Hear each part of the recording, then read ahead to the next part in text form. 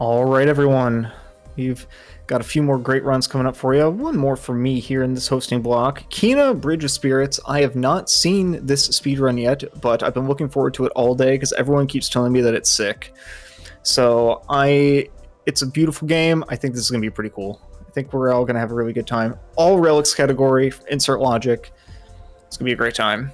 After that, we've got Crash Bandicoot Insane Trilogy, Gaffy Taffy, doing the Crash Bandicoot 2 any percent. Then we've got Sten bringing us VVVVVV 100%, also very good. And then closing out the day, we've got Crispy Tacos with Kingdom Hearts Final Mix, any percent beginner. And we have an incentive to have the Oathkeeper glitch. Right now, we are just about halfway there. We are looking for $300 on that one, and we are currently sitting at 115. So we have about 4.5 hours before that run starts, so still plenty of time to get those in, but please do keep those coming in. Also, as a reminder, when we hit $4,000, that will be enough to trigger the Speed Docs Royal Rumble.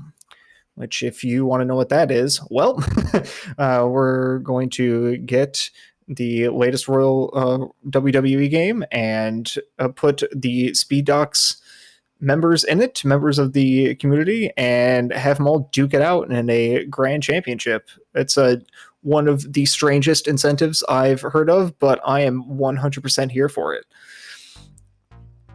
Also, another incentive that has come up recently with regards to Crash Bandicoot 2 for Gaffy's run is to give Shinji a bone. You might be asking, who's Shinji? Which means you haven't been around for a Gaffy run before. Shinji is Gaffy's dog, and if we get $125 met, then that means that Gaffy will give Shinji a bone. So if you want to see an adorable dog get a treat, this is the incentive for you. $125. We have just under 2 hours before that's going to close down. So all during the run and everything leading up to it, which we just have the one run between now and then you can get those donations. And I think that's where my donation is going to go towards. So hang tight, a couple more minutes, and then we'll be ready to get to you with InsertLogic's run.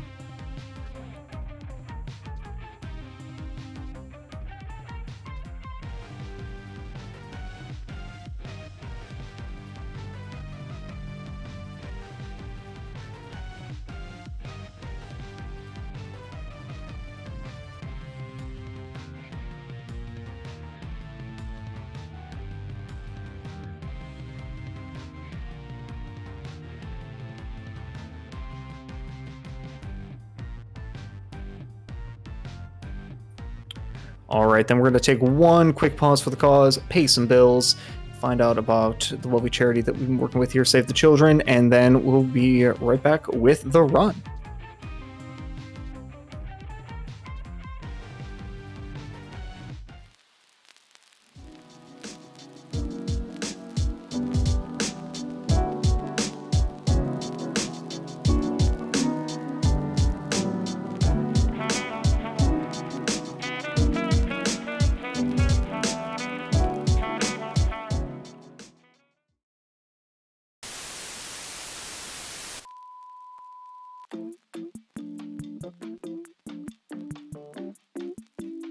Hey, what's going on everyone? I hope you've been enjoying the marathon.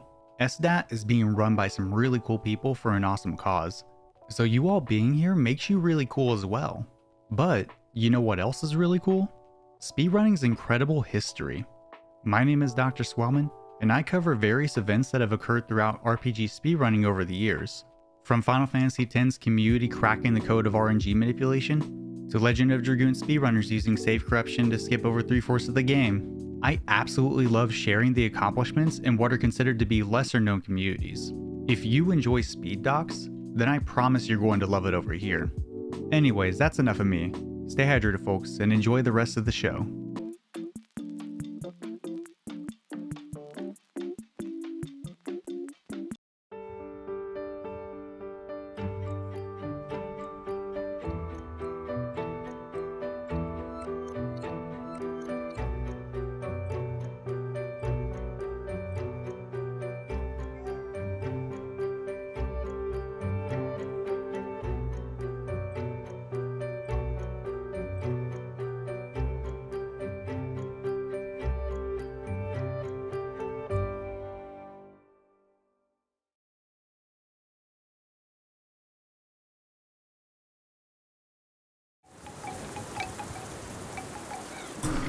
All right, everyone, welcome back to Speed Docs 2022.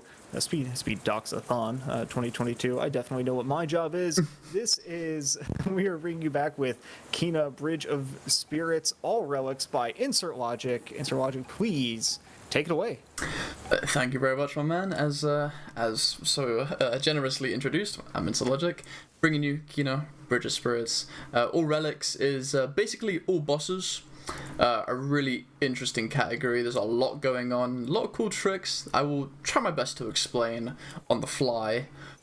This game is, one of its big charms is its beauty. Real quick, just for leaderboard edgeability, that's my settings. 60 FPS is the cap for leaderboard submissions, but as you can see, my settings are mix and match. These can go higher. It's just for the speedrun. Don't wanna knock them up too high. But yeah, I think besides that, I am good to go. We'll be doing story mode. And so on go. 3, 2, 1, go. So yeah, Kena is an incredible run. I'm probably very biased in that statement, but the run blends combat and movement so elegantly, and is genuinely one of the most entertaining runs I've seen in my speedrunning career. I try not to be too biased, but from the heart, I really love it. It's a brilliant run. Hopefully I'm able to show it off in its full grace today. I recently just came off of a record yesterday, so I'm warm, and hopefully I'll be able to show everything off properly today. But there's Kena. Kena is a spirit guide, and her job is to escort the dead, basically, into the afterlife and help them pass. The game has a set piece tutorial and all that. We're going to disregard all that, and we're going to go set up a really cool trick and go out of bounds almost immediately. Load to reset my camera. We want to get stuck in this little tree here. Oh, come on, game. Okay, so I want to launch myself up into the ceiling up there. A very finicky trick, a big reset point here, because you need to get some good momentum. There we go. Now we're lodged in here. We can jump our way through above the cave system, and now we'll be dancing along the textures of the cave. Ooh. Okay. Brilliant start, I will say. Brilliant start. Do I even remember the backup here? Alright, well, you know what? Beautiful start. You can tell I just came off of a PB. Beautiful. But yeah, this trick is a really big reset point for a lot of people in their runs. Oh, let's go. Alright, we'll take that. So yeah, you want to be able to make it across this gap. I'll take my time with it there. Alright, beautiful. I mean, thank God it's in the beginning and not like 30 minutes in. Yeah. It's definitely rough, but we're out of there, thankfully. And now I'll just be progressing through the cave. Everything below me is within bounds, so I'm just basically following the cave system. If I kind of dance off of the designated path in bounds, the cave will deload and basically throw me into the void. Now we're coming up to the exit here. I'm doing a little bit of movement, which is a pulse jump. Basically, this game follows rules similar to Melee, where you have a short hop and a large hop. Short hops, if you do them correctly, will store your momentum, and doing a pulse run gives a sudden burst of speed to Kena's movement. So the short hop lets us carry it above ledges. Very neat trick here. Going to be aiming our camera at a chest, which has our rot in there. Rot are our companions in the game, and basically our experience. And I have that prompt tucked in my back pocket for a little bit later. Here's the rot. Cute little buggers, love them to bits, and they are our companions for the game.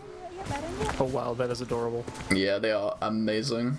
And now I have the prompt ready, so I open the chest, which I aim my camera at, and play 2 cutscenes at once. You can hear it off in the background. Yeah, these sweet little guys. This is the tutorial part. I'm level 0 right now, and this tutorial basically tells you how you find the rot in the world, how you recruit them, how you save them. and what they do for you. We're getting the last one here with a big jump across there. There we go. And that'll be all 5. Will be now level 1. I can now aim, which although it sounds kind of silly, aiming is pretty huge. Because as we move on, I can also cast my rot onto objects and destroy them. It destroys corruption, or like the virus of the world, and as we progress through the story. And now we'll just maneuver our way to the first encounter of the game. If you look on the bottom left of my screen, you'll see a yellow ball. That's our courage. Basically, the rot are... they're kind of scared. Kina has to lead by example, and if Kina is kicking ass, then the rot are like, you know, let's help her. So you gain courage through combat. On story mode, it increases naturally over time, and we'll be using them to help us out through the game. Yeah, we're coming to the first boss of the run here.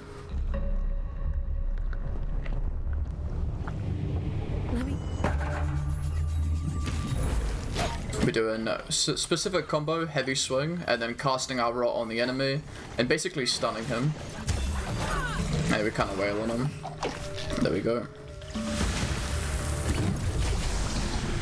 That's the first boss down.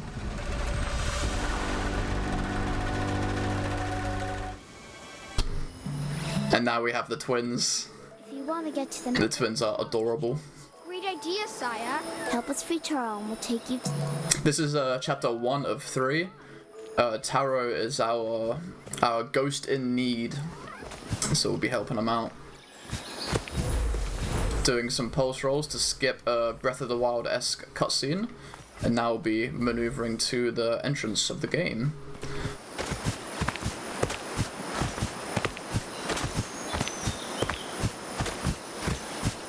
Oh, the timing of my rolls are a little dodgy, but it'll be fine. Aim jump. Aiming gives more height when you jump, so we're using that to parkour. And then we're going to be maneuvering our way around the environment, and not going by the game's rules. The game wants us to do a big fight in the center to open up our hub.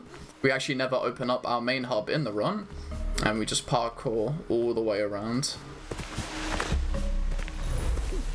For those aim jumps, are you aiming and then jumping from the aim, or are you jumping and then hitting aim? Jumping and then aiming. The aim weakens the gravity, so our jump height increases. Yeah. Useful. It's a really cool... oh, dude. It's a really cool mechanic, and it actually gets removed later with some abilities that we get. So that's why it's interesting that it changes mid-run. It doesn't always increase jump height. That's really strange. Yeah. Cool, though. We're doing a jump reset here. Okay, I messed that up. We have to load if you mess that up. Basically, the idea is I am unable to access that area unless I go through the main area. So I have to do a big jump. Do a jump reset. Land here. And then do a roll up this tree to get to the top. And now we bypass the final barrier of the game by doing these aim rolls against the debris. And now we're in the final area, chapter 3 already. We won't be doing anything in chapter 3. We won't be doing anything in this area of chapter 3. We are just going to activate the chapter itself to get an ability.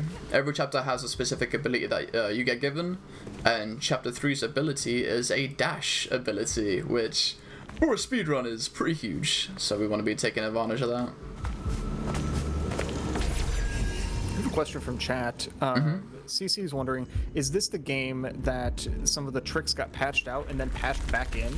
Yes, it is. The devs originally didn't know about the speedrun scene, and they were just patching out things that would break their game, basically.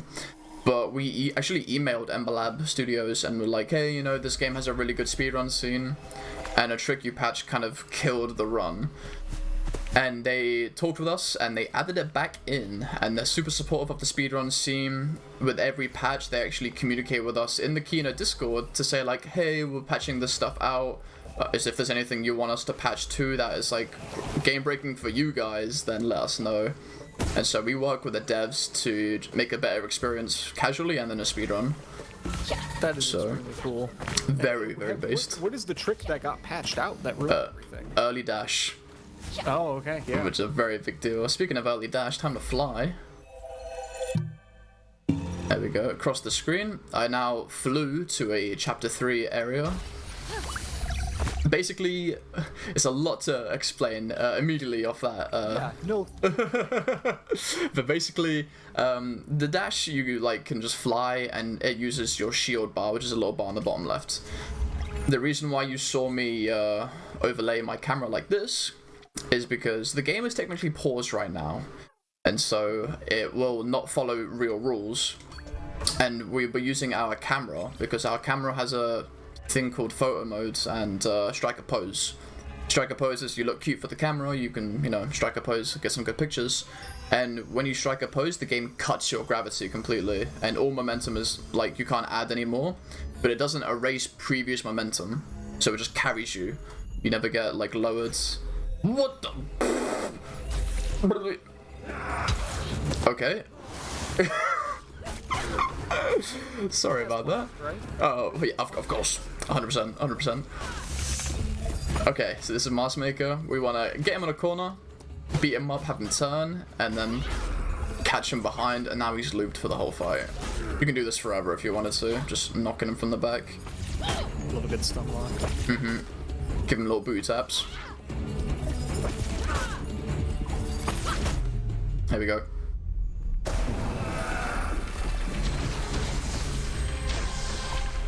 And there's our first relic of the run. There are 9 relics in total. That was our first one. With how the route goes, we actually pick up all of Chapter 3's relics first, and then we do all the other relics. The reason for that is because we get more experience from Chapter 3 bosses, so we're able to buy pretty good abilities very early on. Parkouring all the way down to Chapter 2's entrance. I want to pick up this waypoint and then dash to the Chapter 2's boss. Another hyper dash for you guys. Overlay the camera with a pause. Dash. Hopefully that's right. Oh, please make it. Okay, nice. And then one more. You cannot interrupt this dash while you're doing it. The only way you can do it is by interacting with the corruption or the virus that damages Kina.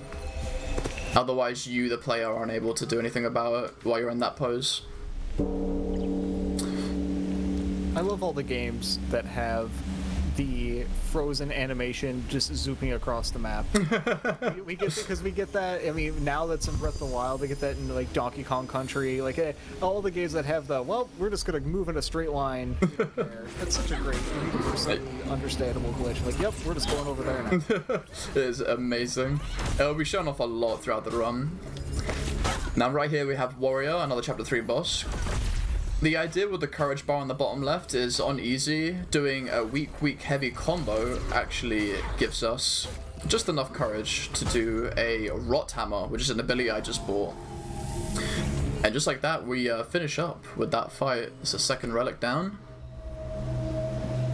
What are the differences between the difficulties? Is it the meter build and damage? Yes, meter build, damage done to you, and damage done to enemies is all affected. A really fun run.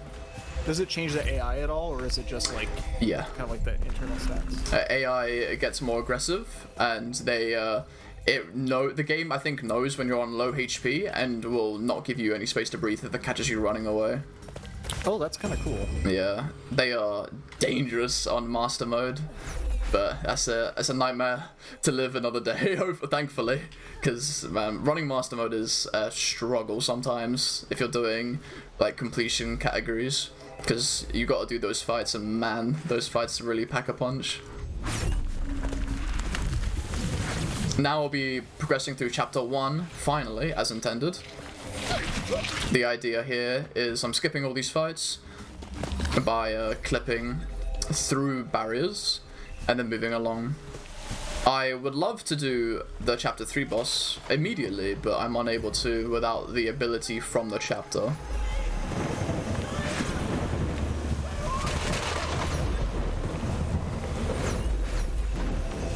That would be activating chapter 1's crest here.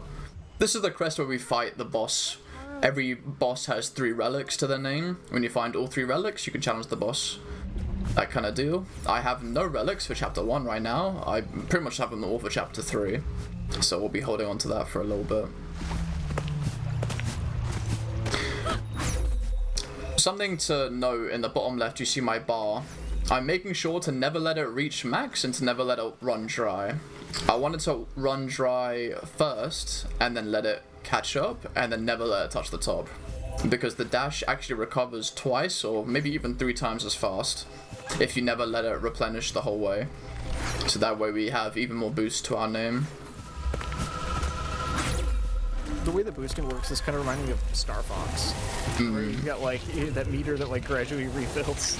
You never want to burn it all the way out, because then it takes forever. A very quick combat skip there. I'm using the aiming again to gain height and jump on a couple twigs to skip. Now I'll be going out of bounds again, pretty much on the mountainside. And we'll be going from one mountain to another here. Aiming for that wad of rot over there. Aiming up. Hopefully I don't bounce.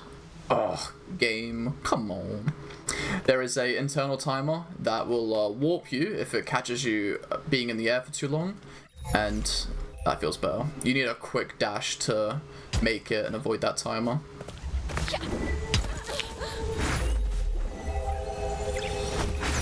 Is that to kill you if you're like falling over an open space a long time? Not to kill you, but just to be like, hey, you're not meant to be here. We think you might be stuck. Let's put you back where you last were standing. Okay. Kind of deal. Again, I'll be skipping another fight, and actually skipping a boss fight with this movement. I am once again above a cave system. Glitch through here, a roll, a little light source panel. Love looking at that. And now I'll just be dancing on the side of a cave. There's a torch up here too. I have no reason why that torch is there. Just hanging out up there. Yeah, just being very careful because anything can load and deload immediately and basically kill you if you're in the wrong spot. But there we go.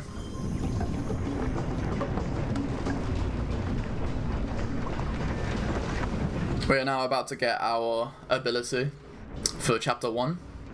Really good ability, and we actually lose the privilege of booster jumps when we get this ability. I think we found this. The benefit of having this ability is that our horizontal movement is improved when we aim, but our vertical movement is neutered.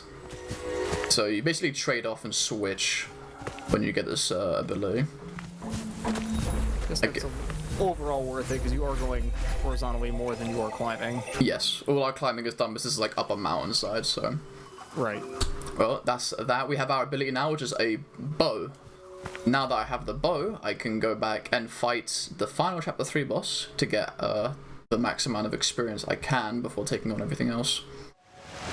Again, the reason why I'm doing chapter 3 bosses is because all the bosses are spread out quite a lot, except the chapter 3 bosses. We can access them fairly quickly, but the other relics or the other bosses are really like quite far away from each other. So we want to have more to our name when we do them.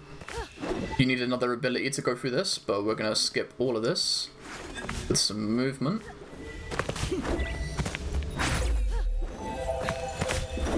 Climb up this side of the mountain here. And we pretty much skip the entire trial of this area. And we are back in bounds at the boss room. And now we do this little archery puzzle. NA aim, please. Oh my god. Why? Hey now, hey now. Okay, there we go. NA aim's good, fellas. Just there. Of course. And so yeah, once we do that target practice, we're able to summon the boss, the final chapter 3 boss. Hunter is one of the hardest bosses in the game, just because of how she operates. You want to shoot her in the head to stun her, and then pack on some damage before she recovers. Very specific combos again into a backflip raw hammer. It's good damage. Now it's RNG what she does here. Okay, bad RNG here. You never want to see this. There you go. Oh, that was an early catch. I'm surprised at that one.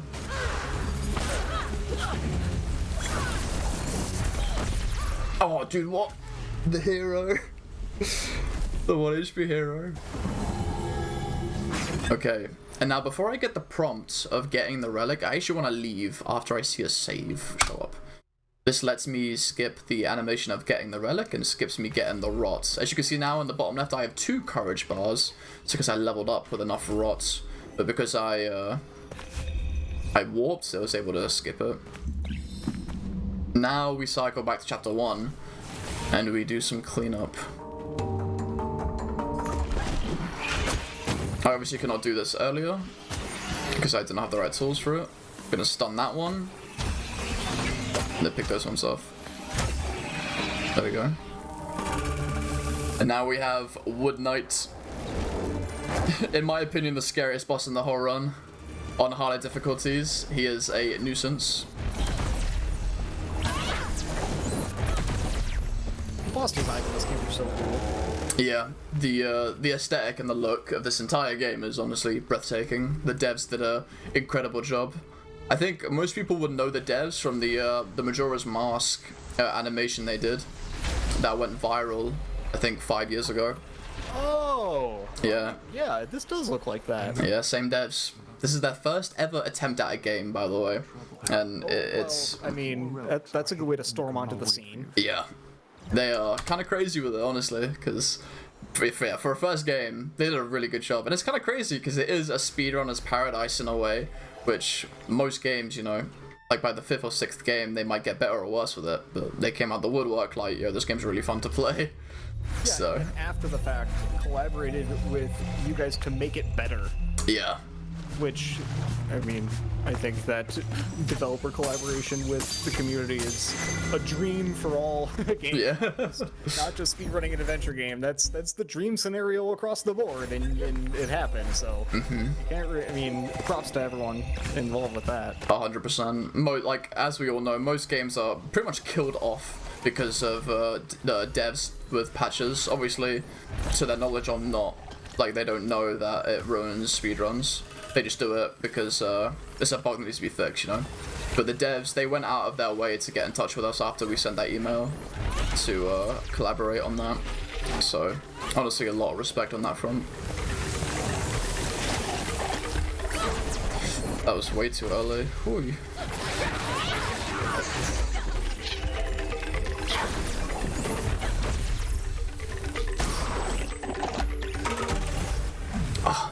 You can get the rot and pop that flower before this little couple second wait.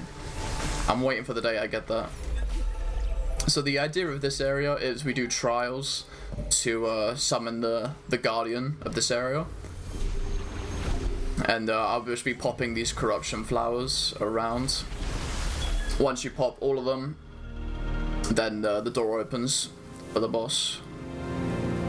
But obviously, because of the nature of this, we won't really be following that rule too closely. Because we have to do the trials. This door here does not open without doing the trials. It's just we don't do it in the intended order that you're meant to. And instead of parkouring our way up through different means, we'll be catching ourselves on this ramp here, getting a good jump to make it up top here.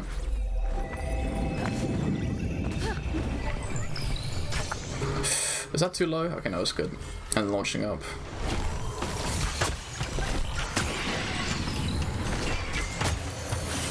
These wood monkeys are so ass, but once you get them out of the way, it's all good. If you whiff a critical shot on them, then they can throw a spear that basically blows up, and it will knock you off of this area. And if that happens, then it's curtains at that point. Oh, there's one of them.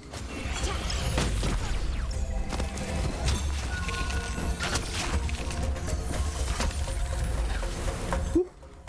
There we go. A little dodgy there.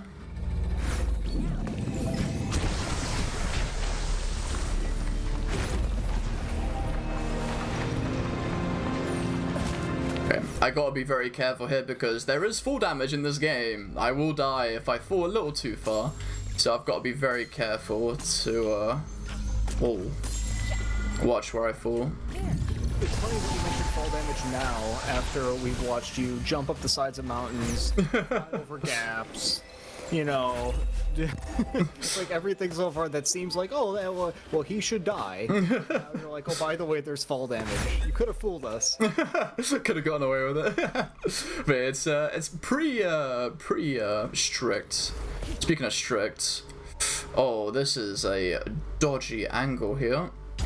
Yeah. I think the game wants you to be here. Yeah, and kill me for it. That's a very dodgy trick right there, honestly. The idea of it is we want to wrap around and catch the game when it's not loading. Because if it loads with where we are, then we get caught in a wall and we're just like stuck forever, basically. So we're trying to get in before the game realizes like, oh, she's here. Like we have to prepare. Oi, caramba. Pui. Okay, a little dodgy though.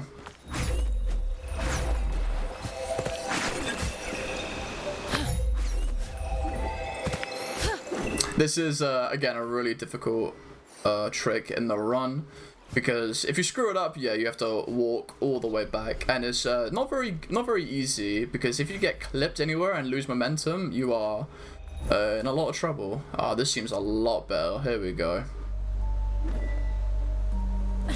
There we are.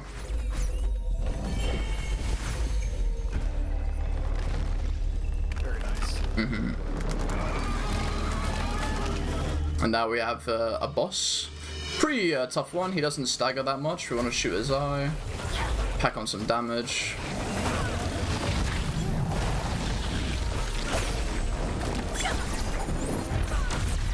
There we go.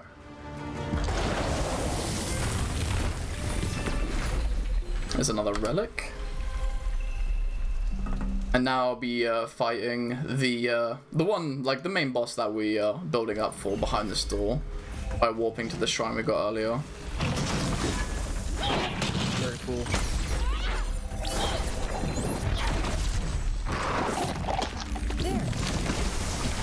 There we go.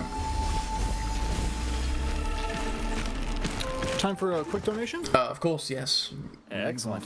We have $20 from Cartwright that says, InsertLogic is a champ of this game, and it's awesome that there is a great cause being raised for. And thank you very, very much, Cartwright, for that. And that $20 went to Crash Bandicoot 2 Insane Trilogy incentive, which, if you just got here, that is to give Shinji a bone. Who is Shinji? Shinji is Gaffy's dog. If you want Gaffy to give his dog a bone, we need to raise $125 by the end of that run. We are currently sitting at 20. And, oh, also, I think that brought us up to $3,800. Yeah, $3,800. That means we are only 200 out from the I know my job. Royal Rumble, that's what it is. So keep those coming in. Thank you very much. All right, back to you. All right, that was the chapter 1 boss destroyed very quickly. I did a cycle of stunning moves. His lantern around his neck was his weak point. Stunned him, caught him on his corruption, and then overpowered him before he could go to second phase. And that's Taro. And I won't spoil for lore reasons, because I think this game is beautiful. And I think it's best experienced in your own time. Even though I am speedrunning, it is very hard to know what goes on through these chapters. So I will not say anything on how things turn out. You're simply too fast. Yeah, thankfully, we can... Like that boss. I read one donation, plugged one incentive, and we had a dead boss just lying. Yeah, the fights in story mode are extremely quick. If this was something like expert or master, the fights last like 50 seconds to a minute, and they are terrifying if they get a move or two out. But yeah, that is chapter 1 finished. We are now on chapter 2. Chapter 2 is where we get our ability, which is a bomb. The idea of the bomb is it reanimates structures and rocks in the surrounding area that have like blue crystals infused. Your bomb should That's prove useful traditionally in the future. not how bombs work. It's interesting to see that they bring structures back in this world. And about bringing structures back, we're actually going to use that to our advantage here. There we go. Launching all the way out of bounds. And now we'll be getting in a spot highlighted by the gods. Doing another beefy hyperdash. A little to the right, actually. Oh, bugger. Alright, that is a death there. I got a little unlucky with that because the game didn't load in fast enough, and so I was not able to land. It seems like you're always threading the needle of loads, because in the last area, you needed to get through that area before it loaded, and now you have to get to an area but not before it loads. Yeah. Oh, it happened again. Okay, I think I'm gonna have to pause before I get there. Normally the game loads in beforehand, I think, with some things I tinkered with for the stream. It's slowed down a little bit.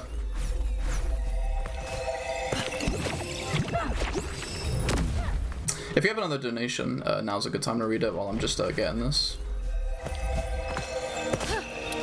Let's see, we have nothing from the past couple minutes, but we are coming along really well with...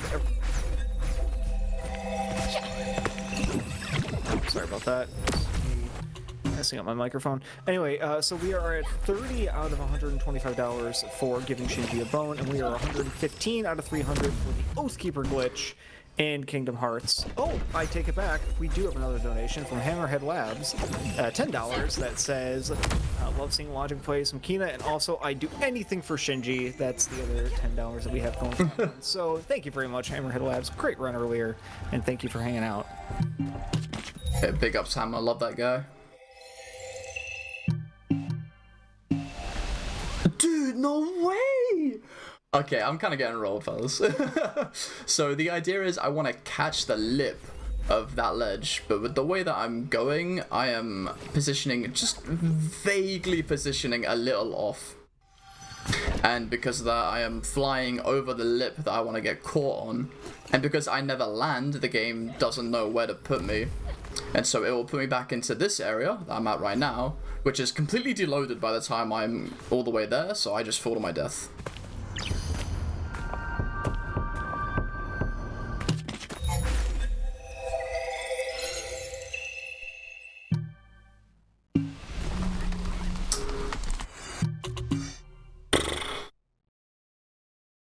Okay.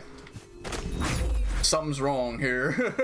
Something's wrong. My setup is now failing me.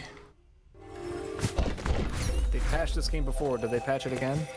They might have. They heard that I was doing this run and they were like, hold up, hold up.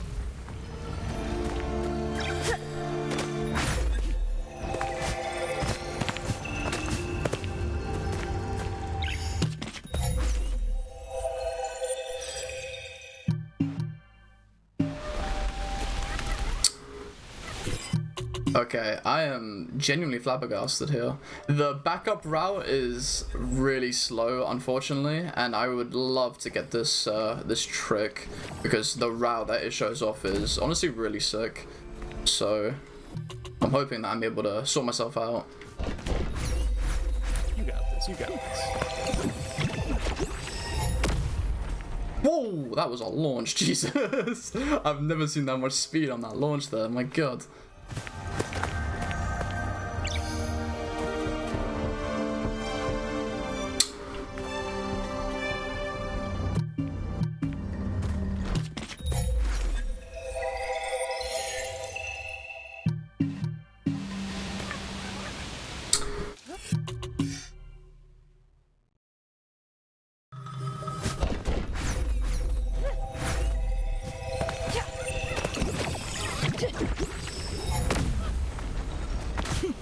Okay. I will admit, chapter 2 is a very difficult chapter in the run because of things like this. It's very easy to say now, but yeah, it's rough.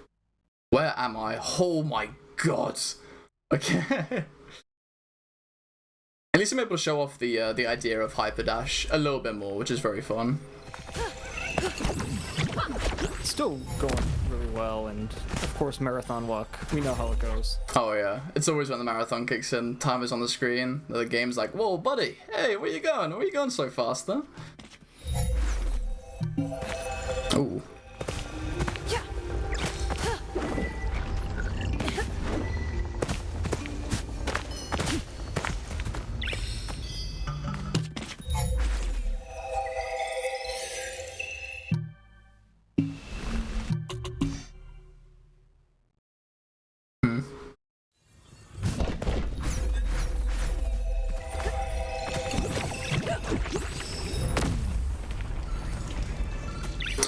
Oh, make it. Okay, cool. Whew.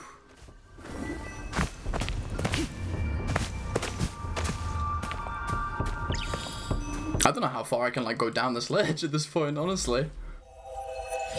That seems low. Surely. Yes! Hallelujah! Oh my god. Alright, nice job. Okay, so, unconventional way to get there, but we'll take it. So yes, now I'm up here. I'm pretty much at the very top of the mountain in Chapter 2. So we skip a lot of the puzzles and a lot of the movement. And we get to do the relics, actually out of order.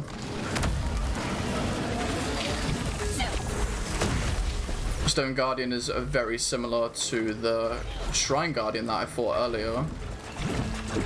Instead, he's actually armored up. We have to use the bomb to break him. And then we rain hell with raw hammer. There we go.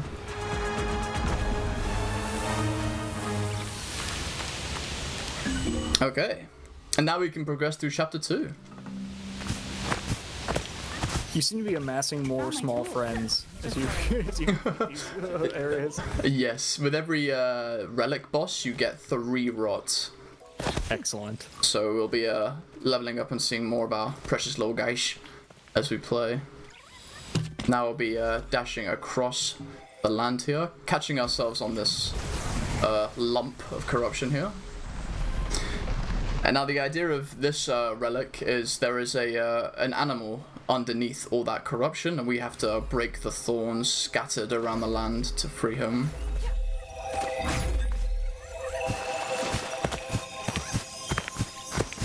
And now while we are near it, we can activate the second chapter properly. I can feel. In the first chapter, you don't really need to do it. Oh, in the second chapter, you don't really need to do it. But for the first chapter, you are walled from progressing until you do it. Now we'll be doing more flying, because we actually want to fly away from everything, for everything to deload. Once everything is deloaded, we're going to be put back to where we just were, for a little bit, and hopefully it loads in time. There it is. Oh, come on out. And now we're underneath the world, and we can slip right into the cave system that we have to be at. Skip the enemy trigger, land on these rocks. Ooh. And break all this. And I made sure to throw myself back into the Kool-Aid, as we calls it, which is the corruption water, because I didn't land on a proper surface. I landed on rocks, so it throws me back up here. So now I'm able to dance more out of bounds and fly to the other side of the map for Chapter 2, practically. Be coming down this mountainside here, aiming very particularly off on the side, and then sending myself off. And hopefully I don't have any loading issues. There we go, beautiful. It's funny, it's reversed. This is the hyper dash that makes me trouble. The other one was fine. But yeah, hit this one first try, it's beautiful. And now I'm on the other side of the map. And now I have to maneuver my way down. Again, being very careful, because full damage is still a thing. Oh, okay, I didn't get it. There's a cool menu overlap you can do to skip this cutscene, but I'm waiting for the save icons to pop up. There you go, and now I'm making a save, going main menu, and then hitting continue there, and loading back in the game. And by doing that, I basically skip that cutscene, skip everything, and I'm actually back to where I just was. And the two saving icons were to tell the game, like, yo, my guy got a relic, and my guy got some rot. But it didn't tell the game where I was beforehand, because the game assumes that like you're not going to move from that cutscene spot. So we're able to load back in where we just were with the rot and the relic of where we were prior. Very cool. About how much longer is left? It's just this area and then endgame, and then we're done.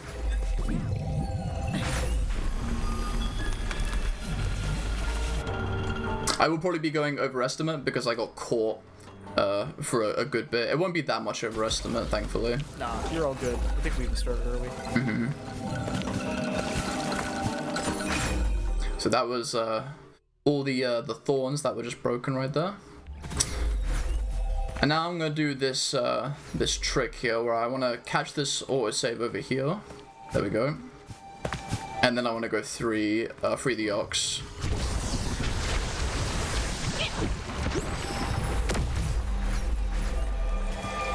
And pick up this chest.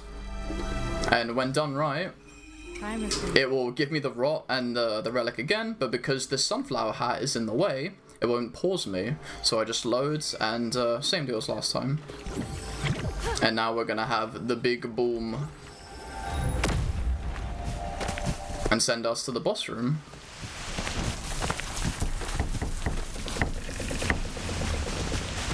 There we go. Just casually gaining a small amount of height. Just a very small amount, you know, a hop's worth.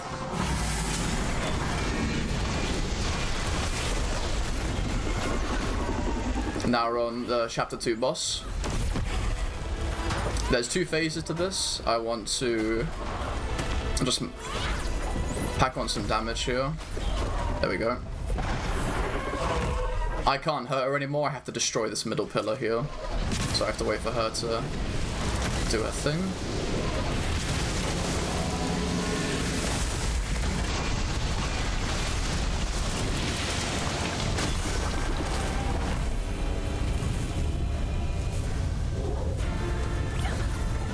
And again, I want to catch her while she's walking away. The knockback will send her backwards, near me, and then I can double dash and seal the deal.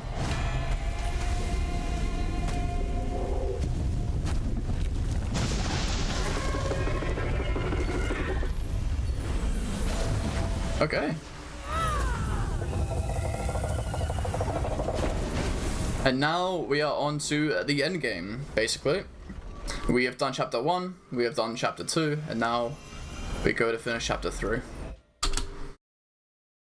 Just as a note, this game has a beautiful story, and even though I'm speedrunning, it doesn't spoil much of this. However, chapter 3 is a big spoiler for how things go and how I'll have to explain the tricks. So, if you care for the story of this game, either watch muted or be wary of spoilers. But as a speedrun, you know, I can't help it. But it's a really good story, so I recommend even just trying to play it casually, because it is a really good experience.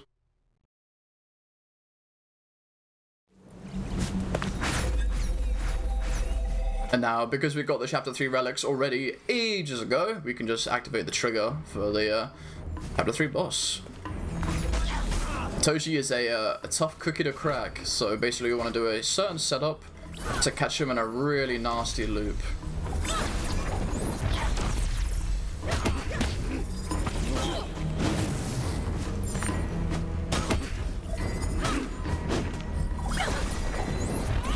I'm making sure to have him parry my swings and then counterattack. I dodge out the way and then counterattack of my own. And there we go. And the lore of it is you go to free him as you would with the other bosses, but he resists and actually steals the rot from you. So you are now alone, and you have to now fight the final boss of the game on your own. Doing a dash that hit the trigger early. Now we begin the end game. I want to hit the weak points across his body here. There we go. And that's phase 1 done. And now we can go through the gauntlet.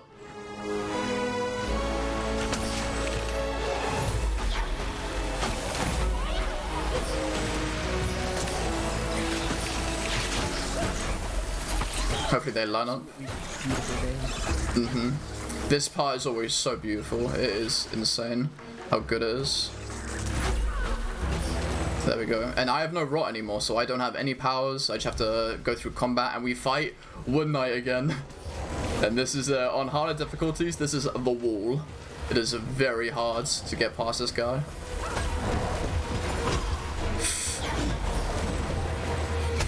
I'm very surprised I called that. I want to catch him with a loop here where he staggers forwards. I don't want to swing too early, but I don't want to swing too late. There we go.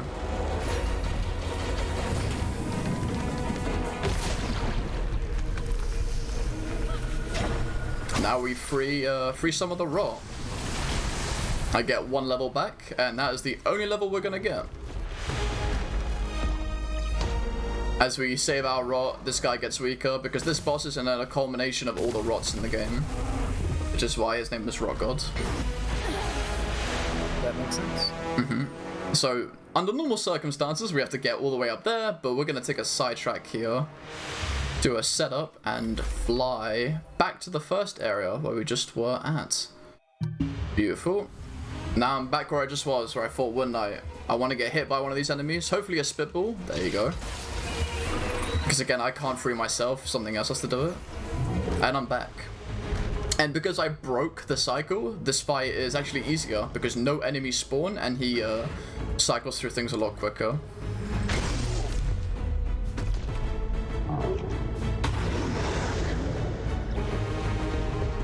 So that's 1 spear. Now we're on final phase, we have to remove all the spears from his back. And he didn't like we did the first one, so he ran off.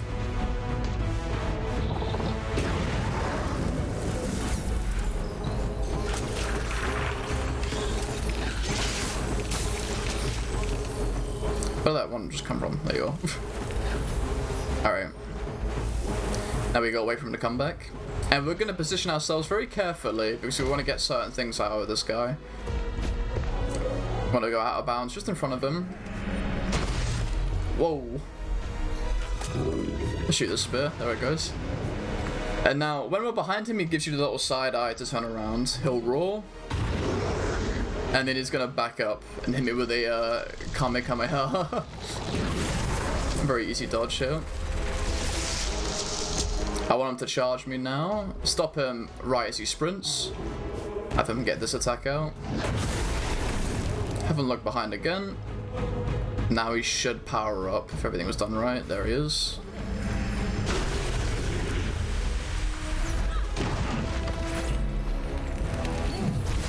Alright. And that is Kina Bridge of Spirits. The split time isn't for a little bit. As you can see now that we saved him, that we helped relieve him of his pain, everything is now coming back together. All our little cuties are back. And now we progress through the final cutscenes of the game. We won't be seeing them because we want to get there as quick as possible, so we just skip them. And I don't want to spoil for you guys. Awesome. Whoops. What a great run. Yes, it is a very high octane, very challenging run. As you can see, the parts where I got stuck, even though I'm in a good shape for the run, it is just that hard. Sometimes a micro adjustment is off and nothing works. Very unfortunate that I got tripped up at that chapter 2 skip, but it is how it is. I'm happy to show off the run anyway, and that's time. Still. And Yeah. thank you so much for hopping in last minute to help us out and, help raise some money for the charity and everything else that we've managed to put together. It's been a great time. If you've got any shout outs, now's a good time for that. Yes, I want to shout out the Kina speedrunning scene. Great individuals, amazing glitch hunters. A lot of respect for them. Kept the game alive, and fun fact, early dash, which is the biggest thing in the run, what helped me zip across everywhere, was actually found within 2 hours of the game's release. So it was very early. It's we have a playground now, we have to go crazy with it. I want to give a shout out to the devs. I'll be giving them praise. I will keep doing so. They do their best to keep in touch with the speedrunning scene and make the experience better for casuals and for speedrunners alike. And it's a wonderful time. You never find companies like that, so I'm really honored that they do what they do. And a general thank you to Speed Docs for letting me in last minute. Again, the donation reading and the buddy system we had going was really good throughout the run, so thank you for that. Thank you once again. Awesome run. Really, really cool.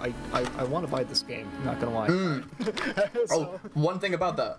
Sorry. Super quick, sorry. Go for it. There is a anniversary update coming September 27th. The game is releasing on Steam, and it is really sick. I would highly recommend it. Even though you just watched me run it, there's a lot of story beats which are very emotional, very well done, and it's a great time. So, I highly recommend it. Greatly appreciate everything, and get the anniversary update. It's huge. It's on Epic Games Store right now, but Steam in about a month. So, Awesome. get it. Killer run. Thanks again, Logic. Stay tuned, everyone. We're going to take a quick break. We'll be back with some Crash.